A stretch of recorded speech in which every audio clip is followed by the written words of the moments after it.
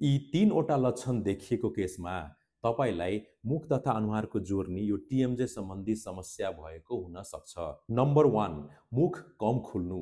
त्यो चाहिँ हामीले घरमा आफ्नै यो तीनवटा औँला मुखभित्र राखेर चेक गर्न सक्छौँ। जस्तै कि यदि तीनवटा औँला भन्दा कम मुखभित्र गइरहेछ मतलब तपाईको मुख कम खुलेको छ। त्यस्तो केसमा अनुहारको जोर्नी टिएमजे सम्बन्धी समस्या भएको हुन सक्छ। नम्बर 2, खाना चपाउँदा अथवा मुख खोल्दा वा बन्द गर्दा कानको अगाडि बङ्गराको हड्डी दुख्नु, दुखाइ फैलिएर कञ्चटको मांसपेशी, गाला वरिपरिको मांसपेशीहरू समेत दुख्नु।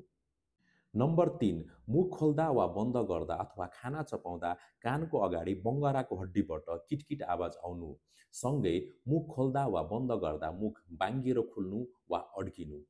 यस्ता केही समस्याहरू देखिएमा तपाईले शीघ्र टिएमजे स्पेशलिस्ट अथवा मुख तथा अनुहार जोर्नी रोग विशेषज्ञलाई देखाउनु पर्ने हुन्छ।